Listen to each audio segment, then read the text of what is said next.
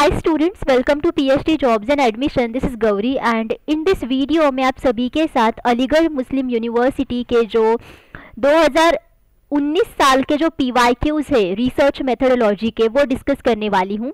सो आप सभी को तो पता है कि अलीगढ़ मुस्लिम यूनिवर्सिटी में PhD एडमिशन्स टेस्ट होने वाली है इस साल के लिए, जिसके एप्लीकेशंस अभी तक चल रहे हैं। ओके, सो सारे स्टूडेंट्स लेट पेमेंट करके अभी भी एप्लीकेशन फॉर्म फिलअप कर सकते हैं अंटिल 26 अगस्त। ओके, सो इस सेशन में मैं आप सभी के साथ 2019 साल के PYQs डिस्कस करूंगी, जिसके थ्रू आपकी काफ़ी सारी प्रैक्टिस हो जाएगी, आपके जो कॉन्सेप्ट्स है रिसर्च मेथोडोलॉजी के वो भी क्लियर हो जाएंगे एंड आपको एक प्रकार की आइडिया मिल जाएगी कि एग्जैक्टली किस प्रकार के MCQs आपको रिसर्च मेथोडोलॉजी सेक्शन में पूछे जाते हैं in PhD admissions test at Aligarh Muslim University. Okay, so now let us begin. So students, जैसे कि आप सभी को पता है AMU PhD एडमिशन्स टेस्ट में आप सभी को 50% MCQs ये रिसर्च मेथोडोलॉजी के लिए पूछे जाएंगे एंड 50% MCQs आप सभी को कंसर्न सब्जेक्ट के लिए पूछे जाएंगे। सो आप सभी स्टूडेंट्स को एटलीस्ट 50% मार्क्स तो स्कोर करना है ताकि आप PhD एडमिशन्स टेस्ट को क्वालिफाई कर ले। जिसे क्वालिफाई करने के लिए हम research methodology complete course provide करते हैं, जिस कोर्स की मदद से सारे स्टूडेंट्स रिसर्च मेथोडोलॉजी में काफ़ी अच्छे मार्क्स स्कोर करते हैं। ओके, इस कोर्स में आपको full syllabus video lectures provide किए जाते हैं, जिसमें थियरीज एंड MCQs दोनों के ऊपर भी लेक्चर सीरीज अवेलेबल है। आप सभी को full syllabus notes and mock test provide किए जाते हैं। हमारे पास ऐसे 10 मॉक टेस्ट अवेलेबल है। Each mock test contains 40 MCQs. That's why overall आपके इसमें 400 MCQs कवर हो जाते हैं। आपको इसमें 1500 से भी ज़्यादा MCQs का रिवीजन PDF प्रोवाइड किया जाता है, जिस PDF की मदद से सारे स्टूडेंट्स एक ही PDF में सारे टॉपिक्स को रिवाइज कर सकते हैं। उनको गारंटीड 80% जो MCQs है वो इसी PDF में से मिलते हैं out of 100% MCQs in the research methodology section of the PhD admissions test. और ये जो सारा स्टडी मटेरियल है ये भी आपको हिंदी एंड इंग्लिश इन दोनों ही लैंग्वेजेस में प्रोवाइड किया जाता है।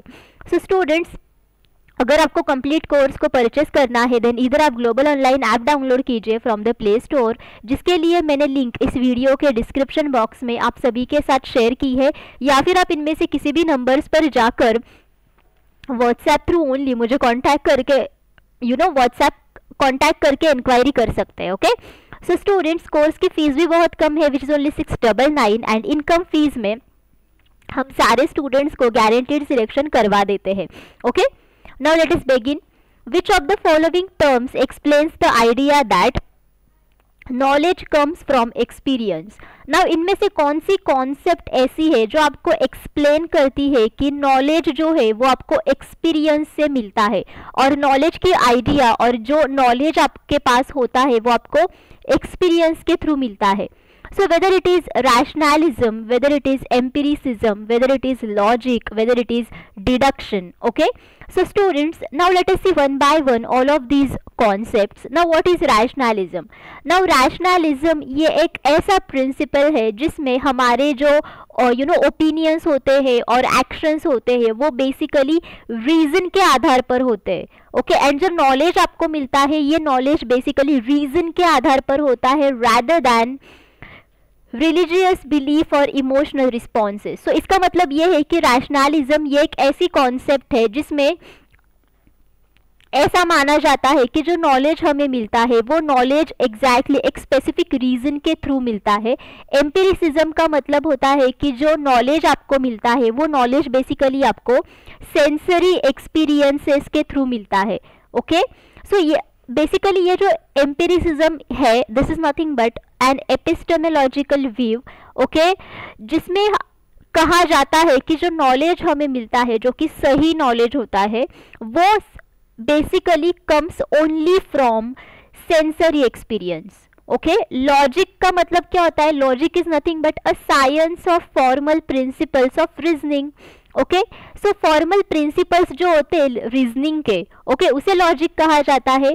डिडक्शन का मतलब होता है कि डिडक्शन रीजनिंग और डिडक्टिव रीजनिंग, जिसमें बेसिकली ऐसा कहा जाता है और ये एक ऐसा प्रिंसिपल है जिसमें आपके पास बेसिकली देखो थियरी होती है and based upon that theory आप हाइपोथेसिस को क्रिएट करते हो, उसे टेस्ट करते हो एंड आपको बाद में कंक्लूजन्स मिलते हैं. So if you see all of these options then you will understand that your correct answer should be option 2, that is empiricism. Because empiricism ये एक ऐसी कॉन्सेप्ट है जिसमें माना जाता है कि knowledge comes only from the sensory experience. Okay, when reasons for human behavior are investigated to assess why they think and act in a particular way it is.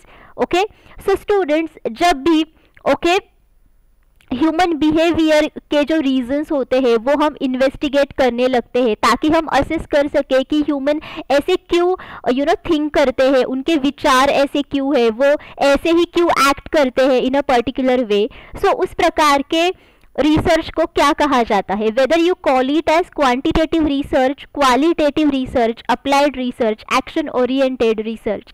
Now students देखो, अगर आपको human behaviour के बारे में in depth study करना है then obviously आप human के फीलिंग्स के बारे में स्टडी करोगे.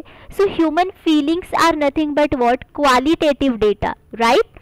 सो it's a qualitative data and that's why you need qualitative research for such kind of study. That's why here your correct answer should be option 2, that is answer 2, that is qualitative research. Okay, now quantitative research में basically आप variables के जो relationship होते हैं उनको study करते हो कि इंडिपेंडेंट वेरिएबल का जो असर है वो डिपेंडेंट वेरिएबल पर कैसा होता है. ओके, सो ये चीज़ें कैसी होती है उनको स्टडी करने के लिए क्वांटिटेटिव रिसर्च को किया जाता है, जिसमें आप न्यूमेरिकल जो डेटा होता है उसे कलेक्ट करते हो एंड उसे आप स्टैटिस्टिकली टेस्ट भी करते हो. सो अगर आपको ह्यूमन बिहेवियर को टेस्ट करना है, उसे इन डेप्थ स्टडी करना है, देन उसके लिए quantitative research you can't use it. Okay, applied research में बेसिकली आप एक्शन रिसर्च करते हो जिसमें आप लॉज या फिर प्रिंसिपल्स को उनको करने के लिए अप्लाई करते हो. एक्शन ओरिएंटेड रिसर्च में एक्शन ओरिएंटेड स्टडी किया जाता है जिसमें इमीडिएट प्रॉब्लम्स के लिए इमीडिएट सॉल्यूशंस ढूंढे जाते हैं. Okay, AMU PhD admissions test को क्वालिफाई करने के लिए हम पेपर 2 का भी स्टडी मटेरियल प्रोवाइड करते हैं, यानी कि concerned subject study material. Okay, इसमें आपको full syllabus, notes and MCQs provide किए जाते हैं. सो एमसीक्यूज सेक्शन में आपको most expected MCQs and PYQs provide किए जाते हैं, जिनकी मदद से सारे स्टूडेंट्स देखो पेपर 2 में काफ़ी अच्छे मार्क स्कोर करते हैं. यह स्क्रीन पर ये जो जितने भी सारे सब्जेक्ट्स मैंने मेंशन किए हैं, इन सारे सब्जेक्ट्स के ऊपर करंटली हमारे पास पेपर 2 का स्टडी मटेरियल अवेलेबल है. If you want study material for any other subject then you can ask me in the comment box. Okay, the fees for paper 2 study material is 999 and income fees में हम सारे students का guaranteed selection करवा देते हैं. To join our courses आप इनमें से किसी भी नंबर्स पर जाकर व्हाट्सएप थ्रू ओनली मुझे कॉन्टैक्ट करके इंक्वायरी कर सकते हैं. पेपर 2 स्टडी मटेरियल जो है ये आप सभी को पीएचडी एंट्रेंस टेस्ट को क्वालिफाई करने के लिए तो बहुत काम आएगा, बट अपार्ट फ्रॉम दैट ये आप सभी को इंटरव्यू सेशन को क्वालिफाई करने के लिए भी बहुत काम आएगा. ओके, बिकॉज इंटरव्यू सेशन में आपको काफ़ी सारे क्वेश्चंस ये पेपर 2 के ऊपर ही पूछे जाते हैं. Okay, Which of the following is not a part of the description of the research problem? Now यहाँ पे देखो आपको 4 ऑप्शंस दिए हैं एंड इन 4 ऑप्शंस में आपको रिसर्च प्रॉब्लम के डिस्क्रिप्शंस दिए हैं, मतलब रिसर्च प्रॉब्लम में एग्जैक्टली हम क्या डिस्क्राइब करते हैं. सो इनमें से सिर्फ एक ही ऑप्शन ऐसा है which does not a part of the description of the research problem. Okay, so उस ऑप्शन को आपको यहाँ पे सिलेक्ट करना है. assumptions underlying the research problem, theories on which the research work is based, background of the research study, review of the previous work done. Okay, now students आपको सभी को तो पता है रिसर्च प्रॉब्लम का मतलब होता है कि ऐसा प्रॉब्लम जिसका सोल्यूशन हम चाहते हैं by doing the research, right. So research problem में बेसिकली रिसर्च टॉपिक के बारे में डिस्क्रिप्शन होता है, मतलब जिस टॉपिक में आपको इंटरेस्ट है उसका डिस्क्रिप्शन, एज वेल जो स्पेसिफिक प्रॉब्लम होता है और इशू होता है आपके सामने एंड उसके लिए अगर आपको सोल्यूशन चाहिए देन उसका भी एक डिस्क्रिप्शन उसमें होता है. एज वेल देखो आप बेसिकली काफ़ी सारे प्रॉब्लम्स को कॉन्टेक्चुअलाइज कर सकते हो इन द रिसर्च प्रॉब्लम। मतलब जैसे कि आप बता सकते हो कि आप कैसे इस रिसर्च को करोगे एंड आपको इस रिसर्च के बारे में और क्या जानकारी है पहले से भी, ये भी आप इसमें बता सकते हो। एज वेल इस रिसर्च प्रॉब्लम का रिलेवेंस क्या है वो भी बता सकते हो। एज वेल आप कौन से ऑब्जेक्टिव्स को यहाँ पे हासिल करने वाले हो बाय डूइंग दिस रिसर्च। सो ये सब चीज़ें आप रिसर्च प्रॉब्लम को बताने के लिए डिस्क्राइब कर सकते हो। दैट्स वाई जो अजम्पशंस होते हैं अंडरलाइंग द रिसर्च प्रॉब्लम वो आप बता सकते हो। एज वेल जो बैकग्राउंड इंफॉर्मेशन होती है रिसर्च स्टडी की वो भी बता सकते हो। एज वेल जो प्रीवियस वर्क हुआ है उसका जो रिव्यू होता है वो भी बता सकते हो। But you can't give the description of theories on which the research work is based under the research problem. Okay, so ये आपका सही ऑप्शन है। In humanities case studies are often. Now humanities field में जो case studies होते हैं वो exactly क्या होते हैं? Superficial because they are quickly discarded, irrelevant and unreliable, futuristic to be used for market surveys, retrospective where data is taken from historical records। ना आप सभी को तो पता है ह्यूमैनिटीज़ में बेसिकली आप सोसाइटी के बारे में स्टडी करते हो कि एग्जैक्टली ह्यूमन का रिलेवेंस सोसाइटी के साथ कैसा है एंड ऑल्सो सोसाइटी के एडवांटेजेस एंड डिसएडवांटेजेस के साथ कैसा है। सो ह्यूमैनिटीज़ में हिस्ट्री के बारे में भी उतना ही स्टडी किया जाता है जितना आप प्रेजेंट के बारे में स्टडी करते हो, राइट। एंड केस स्टडी ये एक रिसर्च मेथड होती है जिसमें आप डेटा को कलेक्ट करते हो एंड दैट्स वाई ह्यूमैनिटीज में केस स्टडीज होते हैं वो बेसिकली रेट्रोस्पेक्टिव होते हैं जिसमें आप हिस्टोरिकल रिकॉर्ड्स के थ्रू डेटा को कलेक्ट करते हो। बिकॉज जो केस स्टडीज होते हैं ह्यूमैनिटीज में they involve in depth longitudinal examination of single event, okay, and जिसे केस कहा जाता है। ओके, एज वेल ये आपको बहुत ही सिस्टमैटिक इंफॉर्मेशन प्रोवाइड करता है for looking at reporting, for looking at events, then collecting data, analyzing information and also reporting results, okay।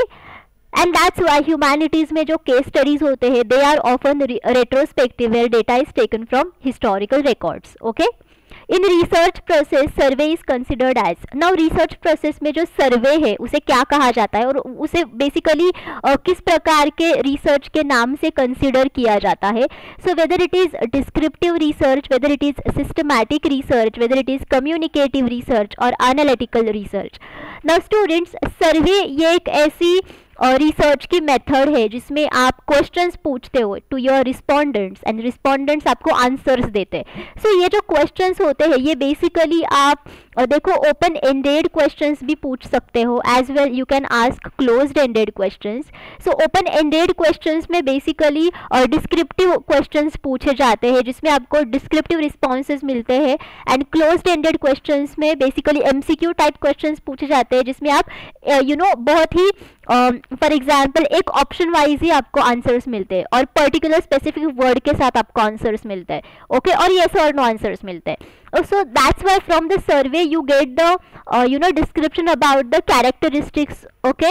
And descriptive research में एग्जैक्टली यही होता है जिसमें भी आप कैरेक्टरिस्टिक के बारे में ही स्टडी करते हो, okay. That's why here your correct answer should B one, that is descriptive research. When a research prepares a series of questions that all interweaves in the same order, it is called, okay। Now अगर कोई भी research, okay, series of questions को prepare कर रहा है for all the interviewees in the same order, then उसे किस प्रकार का interview कहा जाता है? Unstructured interview, semi-structured interview, structured interview, private interview, okay। So now students, interview के 3 टाइप्स होते हैं। एक तो होता है unstructured interview, second is semi structured interview and third one is structured interview. So यहाँ पे देखो सीरीज ऑफ क्वेश्चंस जो है वो एक ऑर्डर में है, ओके। सो इसका मतलब ये है कि ये सिस्टमैटिक टाइप है इंटरव्यू का, यानी कि ये एक स्ट्रक्चर्ड इंटरव्यू का टाइप है। बिकॉज स्ट्रक्चर्ड इंटरव्यू में जो सीरीज ऑफ क्वेश्चंस बनाते हैं रिसर्चर्स वो बेसिकली एक प्रॉपर ऑर्डर में बनाते हैं for each and every interviewee, okay. And if you see unstructured interview then इसमें सीरीज ऑफ क्वेश्चंस होते ही नहीं है, कैसे ही क्वेश्चंस रैंडमली इंटरव्यूअर इंटरव्यू को पूछता है। एंड सेमी स्ट्रक्चर्ड इंटरव्यू में दोनों ही इंटरव्यूज के कैरेक्टरिस्टिक्स यहाँ पे होते हैं। Okay. An important limitation of quantitative research. Now quantitative research का एक इम्पॉर्टेंट लिमिटेशन क्या है? It has small sample sizes, it cannot always explore why और how, different results may be achieved on different days, it is often unreliable. Now students, quantitative research ये हमेशा काफ़ी reliable होता है बिकॉज इसमें आपके पास प्रॉपर एविडेंसेस होते हैं, ऑब्जर्वेशंस होते हैं एंड उनको मेजर करने के लिए आपके पास काफ़ी सारे स्टैटिस्टिकल टेक्निक्स भी होते हैं। दैट्स व्हाई आपको हमेशा 99% आपको रिलायबल रिजल्ट्स ही मिलते हैं। सो ये ऑप्शन एलिमिनेट हो गया। एज वेल डिफरेंट रिजल्ट्स में भी अचीव्ड ऑन डिफरेंट डेज, ये कोई लिमिटेशन नहीं है क्वांटिटेटिव रिसर्च का, बिकॉज क्वांटिटेटिव रिसर्च में आपको स्टैटिस्टिकल टेक्निक से आंसर्स मिलते हैं। सो आपको एक ही दिन में काफ़ी सारे रिजल्ट्स मिल सकते हैं एंड इट इज़ पॉसिबल। सो ये भी एलिमिनेट हो गया। एज वेल इसमें काफ़ी बड़ी सैम्पल साइज होती है बिकॉज क्वांटिटेटिव रिसर्च में प्रोबेबिलिटी और सैम्पलिंग टेक्निक का यूज़ किया जाता है जिसमें रैंडमली सैम्पल्स को सिलेक्ट किया जाता है। Okay, that's why it has lot of sample sizes. So ये भी एलिमिनेट हो गया। It cannot always explore why and how. Now this is the limitation of quantitative research because quantitative research में मैंने जैसे कि बोला, आप न्यूमेरिकल डेटा को कलेक्ट करते हो, आप यहाँ पे स्टडी करने की कोशिश करते हो कि एग्जैक्टली रिलेशनशिप्स क्या है वेरिएबल्स के बीच में।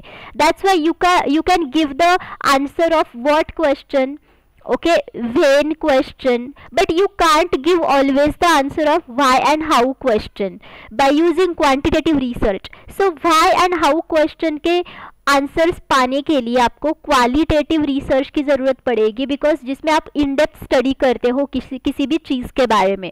बट क्वांटिटेटिव रिसर्च में ये पॉसिबल नहीं है बिकॉज इसमें आपके पास एविडेंसेस होते हैं, ऑब्जर्वेशंस होते हैं and they need to be accurate. Okay, if the test item covers the domains which it attempts to test, it is referred to as. Now अगर जो भी कुछ टेस्ट के यू कैन से आइटम्स होते हैं और ऑब्जेक्ट्स होते हैं, so these objects covers the domains, okay, और you can say covers the subjects, okay, और जिसे उसको टेस्ट करना है। सो इसे किस प्रकार की वैलिडिटी कहा जाता है? Whether it is content validity, whether it is construct validity, external validity, internal validity. Now students, validity का मतलब क्या होता है कि एक्यूरेसी। मतलब फॉर एग्जाम्पल अगर आप कोई भी इंस्ट्रूमेंट यूज़ करना चाहते हो तो वो इंस्ट्रूमेंट कितने एक्यूरेटली उस चीज़ को टेस्ट कर रहा है और मेजर कर रहा है जिसके लिए हमने उसे बनाया है। ओके, और एल्स आप ये भी कह सकते हो कि जिस टेस्ट को आप यूज़ कर रहे हो रिसर्च में, सो वो टेस्ट कितने एक्सटेंट तक उस चीज़ को टेस्ट कर रही है जिसको टेस्ट करने के लिए हमने उस टेस्ट को बनाया है। सो यहाँ पे बस वैलिडिटी के डिफरेंट टाइप्स होते हैं बेस्ड अपॉन कि किस एक्सटेंट के लिए ये हमने डिफाइन किया है। ओके, सो अब यहाँ पे जो आपको पूछा है कि अगर कोई भी टेस्ट उस डोमेन्स को कितना कवर करती है और जिसको टेस्ट करने के लिए आपने इसको बनाया है, so it is called as content validity. Because content validity ये एक ऐसा एक्सटेंट है जो आपको बताता है कि on which extent, okay, the measure represents all facets of given construct. All of you getting? So इसका मतलब होता है व्हाट? Content validity. मतलब जो कंटेंट आपके पास है और जो कंटेंट बेसिकली टेस्ट के अंदर है, सो बेसिकली वो जो टेस्ट है, ओके, वो कितने सारे सब्जेक्ट्स को कवर करता है, ओके, जिन सब्जेक्ट्स को टेस्ट करने के लिए हमने इस टेस्ट को बनाया है। So this is called as what? Content validity. Now what is construct validity? Now construct validity ये आपको बताएगा कि how well a test measures concept it was design to evaluate. So how well, okay, so see the difference between it. How well अगर कोई भी test major करता है उस कॉन्सेप्ट को जिस कॉन्सेप्ट को मेजर करने के लिए हमने उसे डिज़ाइन किया है। एक्सटर्नल वैलिडिटी का मतलब होता है कि फॉर एग्जाम्पल आपको रिसर्च के रिजल्ट्स मिले हैं, सो ये रिसर्च के रिजल्ट्स कितने एक्सटेंट तक आप दूसरे किसी सिचुएशन पर जनरलाइज कर सकते हो।